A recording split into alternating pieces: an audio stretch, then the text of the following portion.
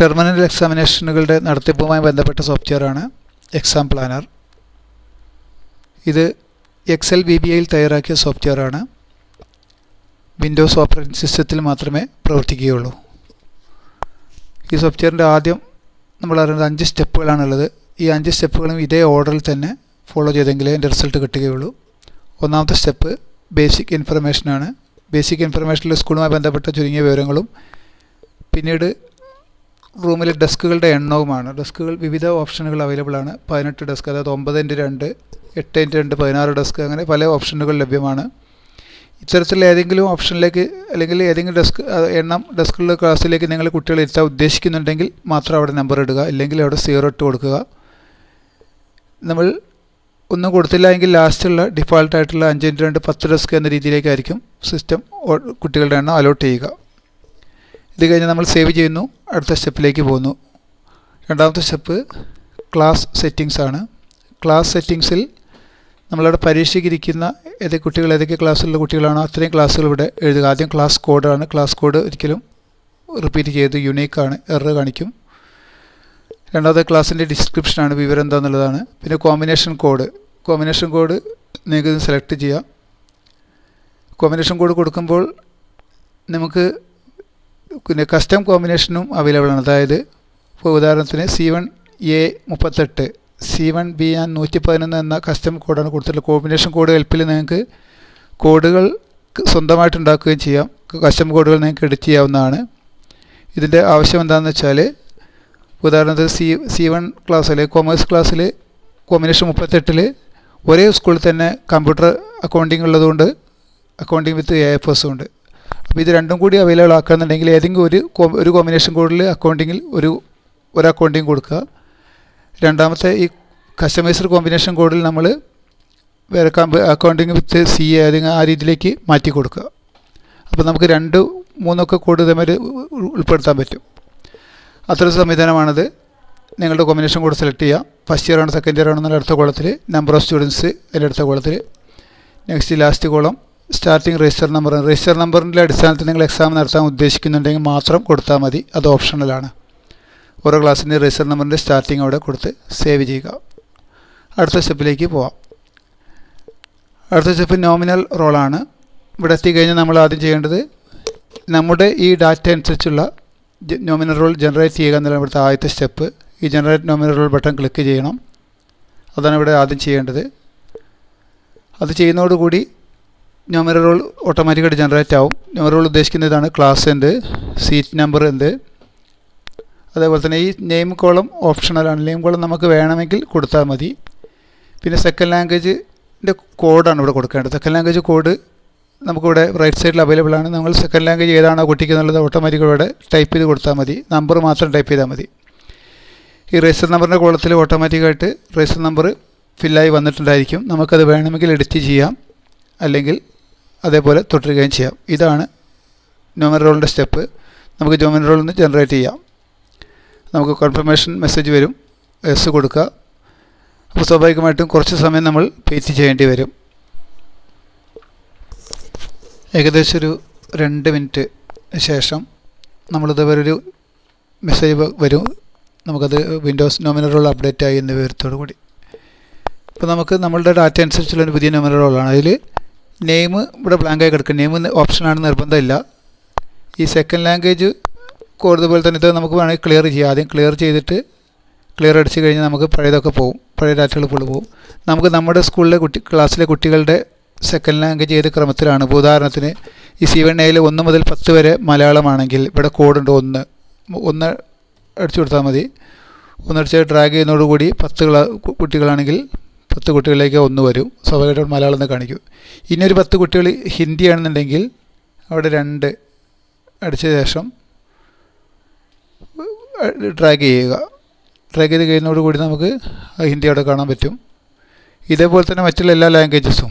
ഇപ്പോൾ അറബി എന്നുണ്ടെങ്കിൽ അറബിക്ക് അവിടെ നമ്മൾ അറബിക്കിന് 3 ഇപ്പോൾ കുറച്ച് കുട്ടികളും അറബിക്ക് ഉണ്ടെങ്കിൽ നമുക്ക് 10 കുട്ടികൾ അറബിക്കാണെങ്കിൽ അതേപോലെ തന്നെ ഡ്രാഗ് ചെയ്ത് കൊടുക്കാവുന്നതാണ്. ഓരോ ക്ലാസ്സിൻ്റെ ആദ്യം നോക്കി വെക്കണം നമ്മൾ ഏതൊക്കെയാണെന്നുള്ളത്.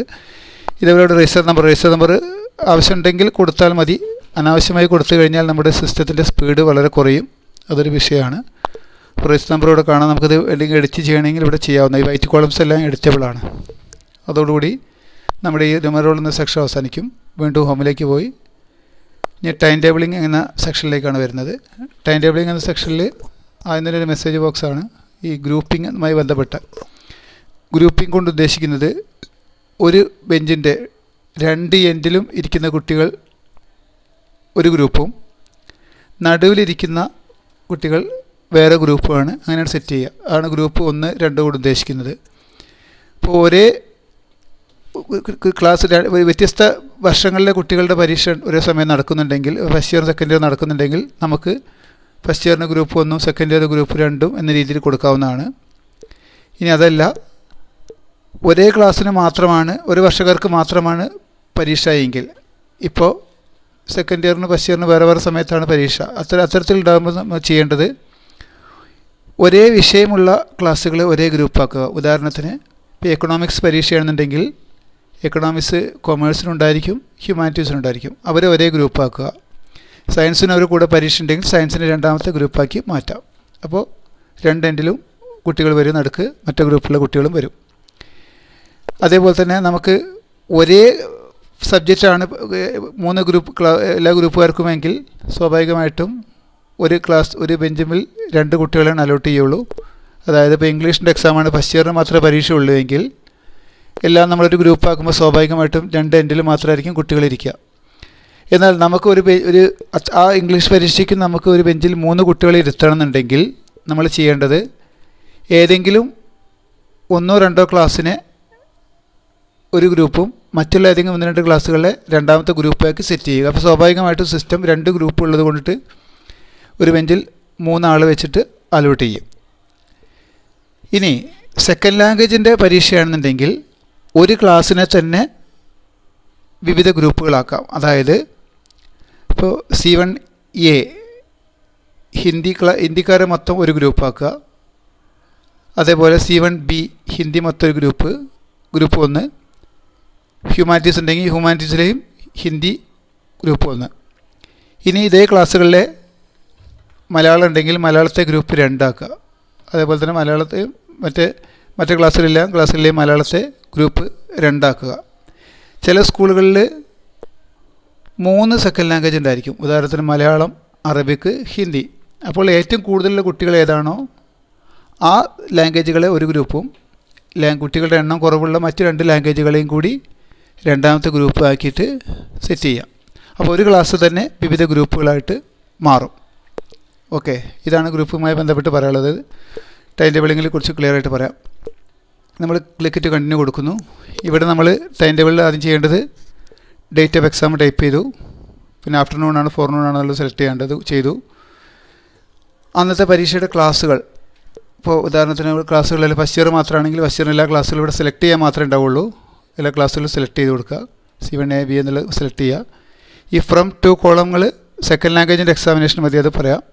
അടുത്തത് സെലക്ട് പേപ്പർ. ഇവിടെ പേപ്പർ വരും.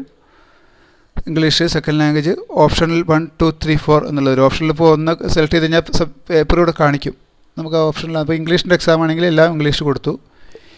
ഇവിടെ ഒരേ സബ്ജക്റ്റ് ആണെങ്കിൽ നമുക്ക് ഒരേ ഗ്രൂപ്പാണ് സ്വാഭാവികമായിട്ട് ആക്കുക. എന്നാൽ നമുക്ക് ഒരു ബെഞ്ചിൽ 3 കുട്ടികൾ വരേണ്ട സാഹചര്യം ഉണ്ടെങ്കിൽ നമ്മൾ ഏതെങ്കിലും 2 ക്ലാസ്സുകൾക്ക് ഗ്രൂപ്പ് 2 എന്ന് കൊടുത്തു കഴിഞ്ഞാൽ ഇവിടെ ഒരു സ്റ്റാറ്റസ് കാണിക്കും. ഗ്രൂപ്പ് 1-ൽ 150, ഗ്രൂപ്പ് 2-ൽ 100, ആ രീതിയിൽ ഇപ്പോൾ കാണിച്ചു. അപ്പോൾ ആ രീതിയിൽ അങ്ങനെ സെറ്റ് ചെയ്യാം. ഇനി അതല്ല 2 കുട്ടികൾ തന്നെ മതിയെന്നുണ്ടെങ്കിൽ നമുക്ക് ഗ്രൂപ്പ് 1 തന്നെ എല്ലാ ക്ലാസ്സിലും കൊടുക്കാം. ഇത് ഇംഗ്ലീഷ് ആണെന്നുണ്ടെങ്കിൽ. ഇനി വ്യത്യസ്ത ക്ലാസ്സുകൾ ഉണ്ടെങ്കിൽ, അതായത് ഇപ്പോൾ സെക്കൻഡ് ഇയറിന് ഒരു ക്ലാസ്സിന് പരീക്ഷയാണെന്നുണ്ടെങ്കിൽ സെക്കൻഡ് ഇയറിന് മറ്റേ ഫസ്റ്റ് ഇയറിന് ഇംഗ്ലീഷ് ഫസ്റ്റിലെ ഓപ്ഷനിൽ ഫസ്റ്റ് ബിസിനസ് സ്റ്റഡീസും സെക്കൻഡ് ഇയറിന് ഓപ്ഷണൽ സബ്ജക്റ്റ് 1 ഫിസിക്സ് ആണെന്നുണ്ടെങ്കിൽ ബാക്കിയെല്ലാം നമുക്ക് ഡിലീറ്റ് ചെയ്യാം. ആവശ്യമില്ലാത്തത് നമുക്ക് ഡിലീറ്റ് ചെയ്യാവുന്നതാണ്. നമുക്ക് വേണ്ടത് മാത്രം നമ്മൾ സെലക്ട് ചെയ്താൽ മതി. ഗ്രൂപ്പിംഗ് എല്ലാം നമുക്ക് ആവശ്യമില്ലാത്തത് ഡിലീറ്റ് ചെയ്യാം. ഇപ്പോൾ നമുക്കിവിടെ ഒരു സെക്കൻഡ് ഇയർ ആണ്. സെക്കൻഡ് ഇയറിന് നമുക്ക് സ്വാഭാവികമായിട്ടും ഗ്രൂപ്പ് 2 ആക്കി കൊടുക്കാം. അത് ഈസി ആയിട്ട് ചെയ്യാം. ഒരേ ക്ലാസ് ആകുമ്പോൾ ഒരേ സബ്ജക്റ്റിന് ഒരു ഗ്രൂപ്പ് ആക്കുന്ന പോലെ വ്യത്യസ്ത വർഷമാണെങ്കിൽ നമുക്ക് വേറെ ഗ്രൂപ്പാക്കി കൊടുക്കാം. ഇനി സെക്കൻഡ് ലാംഗ്വേജിൻ്റെ എക്സാം ആണെന്നുണ്ടെങ്കിൽ സെക്കൻഡ് ലാംഗ്വേജിൻ്റെ ഉദാഹരണത്തിന് C1A 1 മുതൽ 10 വരെ മലയാളമാണ്. അപ്പോൾ നമുക്ക് ഇവിടെ സെക്കൻഡ് ലാംഗ്വേജ് സെലക്ട് ചെയ്താൽ മതി. സെക്കൻഡ് ലാംഗ്വേജ് 1 മുതൽ 10 വരെ മലയാളം ഗ്രൂപ്പ് 1. C1B അതേപോലെ തന്നെ 1 മുതൽ 10 വരെ മലയാളമാണ് എങ്കിൽ അത് നമുക്ക് ഗ്രൂപ്പ് 1 തന്നെ ഇടാം. ഇനി വീണ്ടും C1A 11 മുതൽ 25 വരെ അറബിക്കാണെങ്കിൽ നമുക്ക് അതിന് ഗ്രൂപ്പ് 2 ആയിട്ട് കൊടുക്കാം. ഗ്രൂപ്പ് 2. അതുപോലെ തന്നെ C1B വീണ്ടും C1B നമ്മൾ 11 മുതൽ 30 വരെ അറബിക്കാണെങ്കിൽ നമുക്ക് വീണ്ടും സെക്കൻഡ് ലാംഗ്വേജ് സെലക്ട് ചെയ്തു, അതിനെ ഗ്രൂപ്പ് 2 ആയി കൊടുക്കാം. അപ്പോൾ സെക്കൻഡ് ലാംഗ്വേജ് വരുമ്പോൾ നമുക്ക് മനസ്സിലായി ഒരേ ക്ലാസ്സിന് തന്നെ കുട്ടികളുടെ എണ്ണത്തിൻ്റെ അടിസ്ഥാനത്തിൽ ഡിവൈഡ് ചെയ്തിട്ട് നമ്മൾ ഗ്രൂപ്പ് 1, 2 ആയി കൊടുത്തു. ഇനി ഇതേ ക്ലാസ്സിൽ C1A ഹിന്ദി കൂടി ഉണ്ടെങ്കിൽ, ഹിന്ദി കുട്ടികൾ കൂടി ഉണ്ടെങ്കിൽ നമുക്ക് വീണ്ടും എന്ത് ചെയ്യുക, C1A എടുത്തു. ഇപ്പോൾ ഉദാഹരണം C1A 26 മുതൽ 30 വരെ ഹിന്ദി കുട്ടികളാണെങ്കിൽ അപ്പോൾ നമ്മൾ വീണ്ടും സെക്കൻഡ് ലാംഗ്വേജ് സെലക്ട് ചെയ്തു. അവരെ എണ്ണം കുറവുള്ള ഗ്രൂപ്പിലേക്ക്, ഒരു ഗ്രൂപ്പ് 2 ആണ് ഗ്രൂപ്പ് 1 ആണ് എണ്ണം കുറവ് വെച്ചെങ്കിൽ അതിലേക്ക്, അല്ലെങ്കിൽ ഏത് ഗ്രൂപ്പിലേക്ക് ഇടാം, ഏതെങ്കിലും ഒരു ഗ്രൂപ്പിലേക്ക് കൂടി മാറ്റിയിട്ടാൽ മതി. അപ്പോൾ സെക്കൻഡ് ലാംഗ്വേജിന് എണ്ണം കൂടിയാലും എത്ര എണ്ണമായാലും നമുക്ക് 2 ഗ്രൂപ്പ് ആക്കാൻ പറ്റുള്ളൂ. അപ്പോൾ അതിനനുസരിച്ച് അറേഞ്ച് ചെയ്യാം. ഈ രീതിയിൽ ചെയ്ത ശേഷം നമ്മൾ ഡാറ്റ സേവ് ചെയ്യുക. സേവ് ചെയ്ത ശേഷം നമുക്ക് എത്ര റൂം അവൈലബിൾ ആണ്, നമുക്ക് റൂം ആവശ്യമായി വരും എന്ന് പറഞ്ഞാൽ മാത്രം മതിയെങ്കിൽ നമ്മൾ നോ ദ റൂംസ് എന്നുള്ള ഈ ബട്ടണാണ് ക്ലിക്ക് ചെയ്യേണ്ടത്. ഇത് നമുക്കൊരു 5-10 സെക്കൻഡ് കൊണ്ട് ഒരു റിസൾട്ട് കിട്ടും, എത്ര റൂമിലേക്ക് നമുക്ക് കുട്ടികളെ അലോട്ട് ചെയ്യും എന്നുള്ളത് വെച്ചിട്ട്. ഇനി അതല്ല, ജനറേറ്റ് റിപ്പോർട്ട് എന്ന ബട്ടണാണ് നമ്മൾ അമർത്തുന്നതെങ്കിൽ ഏകദേശം ഒരു 10 മിനിറ്റ് സമയം നമുക്ക് എടുക്കും. നമ്മൾ ഏകദേശം ഒരു 10 മിനിറ്റോളം സമയം എടുത്ത ശേഷം റിപ്പോർട്ട്സ് ജനറേറ്റ് ആയിരുന്ന മെസ്സേജ് വന്നിട്ടുണ്ട്. നമ്മൾ ഓക്കെ കൊടുത്തു കഴിഞ്ഞാൽ ഇവിടെ നമ്മുടെ റൂം അലോട്ട്മെൻറ്റ് സ്റ്റാറ്റസ് കാണിക്കും. അതായത് ഓരോ ടൈപ്പ് റൂമിലേക്ക് എത്ര ക്ലാസ് അലോട്ട് ചെയ്തിട്ടുണ്ട് എന്നുള്ളത്, എത്ര അലോട്ട്മെൻറ്റ് വന്നിട്ടുണ്ട്. അതായത് ഇവിടെ ഞാൻ കൊടുത്തിട്ടുണ്ടായിരുന്നത് ബേസിക് ഇൻഫർമേഷനിൽ കൊടുത്തിട്ടുണ്ടായിരുന്നത് 16 ഡെസ്കുള്ള 4 റൂമും 14 ഡെസ്കുള്ള 6 റൂമും 12 ഡെസ്കുള്ള 6 റൂമുമാണ് അവൈലബിൾ ആയിട്ടുള്ള കൊടുത്തിരുന്നത്. എന്നാൽ റിപ്പോർട്ട്സിൽ പ്രകാരം വന്നപ്പോൾ 16 ഡെസ്കുള്ള 4 ക്ലാസ്സുകളിലേക്ക് ആണ് അലോട്ട്മെൻറ്റ് വന്നിട്ടുള്ളത്. മേലും താഴത്തേക്കാണ് അലോട്ട്മെൻറ്റ് വരിക. 16 ഡെസ്കുള്ള റൂമുണ്ട് അവൈലബിൾ ആണെങ്കിൽ വേണമെങ്കിൽ അതെടുത്ത ശേഷം ആവശ്യമുണ്ടെങ്കിൽ താഴെയുള്ള റൂം എടുക്കുകയുള്ളൂ. അപ്പോൾ 16 ഡെസ്കുള്ള 4 റൂമുകൾ നമുക്ക് പരീക്ഷയ്ക്ക് വേണ്ടിയിട്ട് ഇപ്പോൾ അലോട്ട് ചെയ്തിട്ടുണ്ട്. ബാക്കി റൂമിൻ്റെ ആവശ്യം വരാത്തത് കൊണ്ടാണ് എല്ലാം 0 കാണിക്കുന്നത്. അങ്ങനെ ടോട്ടൽ റൂംസ് 4 ആണ് കാണിക്കുന്നത്. നമ്മൾ കൊടുക്കുന്നതനുസരിച്ചിട്ട് വ്യത്യാസം ഉണ്ടാവും. നമുക്ക് ഒന്നും കൊടുത്തില്ല എങ്കിൽ എല്ലാ അലോട്ട്മെൻറ്റും 10 ഡെസ്കുള്ള നമ്മുടെ പബ്ലിക് എക്സാം ടൈപ്പുള്ള റൂമുകളിലേക്ക് മാത്രമായിരിക്കും. ഇവിടെ റിപ്പോർട്ട്സ് 2 രീതിയിൽ അവൈലബിൾ ആണ്. റിപ്പോർട്ട്സ് വിത്ത് റോൾ നമ്പർ, നമ്മൾ റോൾ നമ്പർ എന്ന് പറഞ്ഞാൽ ക്ലാസ്സിൻ്റെ ക്ലാസ് കോഡും കുട്ടികളുടെ റോൾ നമ്പറും വെച്ചിട്ടുള്ളത് നമ്പറും. റിപ്പോർട്ട്സ് വിത്ത് രജിസ്റ്റർ നമ്പർ വെച്ചിട്ടുള്ള റിപ്പോർട്ട്സും അവൈലബിൾ ആണ്. 2 തരം റിപ്പോർട്ട്സ് നമുക്ക് കാര്യമായിട്ടുള്ളത്. പ്രിൻ്റ് സീറ്റിംഗ് ലേഔട്ടിൽ ക്ലിക്ക് കഴിഞ്ഞാൽ നമുക്ക് മനസ്സിലാവും നമ്മുടെ സീറ്റിംഗ് ലേഔട്ട്സ്. കുട്ടികളിരിക്കുന്ന സീറ്റിംഗ് ഒരു ബെഞ്ചിൽ 3 പേര് എന്ന രീതിയിലേക്ക് കൊടുത്തിട്ടുണ്ട്. ഇത് നമുക്ക് ഒരു രീതി. ഇനി രണ്ടാമത്തേത്, അതിൻ്റെ സേവ് ആസ് PDF അവൈലബിൾ ആണ്. അത് നിങ്ങൾക്ക് സേവ് ചെയ്യണമെന്നുണ്ടെങ്കിൽ സേവ് ആസ് PDF കൊടുത്താൽ മതി. പിന്നെ രണ്ടാമത്തെ റിപ്പോർട്ട് സീറ്റിംഗ് അറേഞ്ച്മെൻറ്റും ക്വസ്റ്റ്യൻ പേപ്പർ കൗണ്ടും കൂടി ഉള്ളതാണ്. അതായത് നമുക്ക് നോട്ടീസ് ബോർഡിൽ ഒട്ടിക്കാനുള്ളതാണ്. ഇതിൽ കാണുന്നത് C1A 1 മുതൽ 32 വരെ, H1 1 മുതൽ 16 വരെ, ആ രീതിയിലേക്കുള്ളത് കിട്ടും. ഇവിടെ നടുക്ക് കട്ട് ചെയ്ത് കഴിഞ്ഞാൽ ഇവിടെ ക്വസ്റ്റ്യൻ പേപ്പർ കൗണ്ടാണ്. അതായത് ആ ക്ലാസ്സിൽ ബിസിനസ് സ്റ്റഡീസ് 32 എണ്ണം, ഹിസ്റ്ററി 16 എണ്ണം, അതുപോലെ തന്നെ ബിസിനസ് സ്റ്റഡീസ് 32, 16, ആ രീതിയിലേക്കുള്ളത് കിട്ടും. നമുക്ക് 2 പേപ്പർ ലാഭിക്കാൻ വേണ്ടി 2 നടുക്ക് കട്ട് ചെയ്തിട്ട് ഇത് നോട്ടീസ് ബോർഡിൽ, ഈ ഭാഗം നോട്ടീസ് ബോർഡിൽ ഇടാനും മറ്റേ ഭാഗം ക്വസ്റ്റ്യൻ പേപ്പറിൻ്റെ ഡിസ്ട്രിബ്യൂഷന് വേണ്ടിയിട്ട് മാറ്റി വയ്ക്കാവുന്നതാണ്.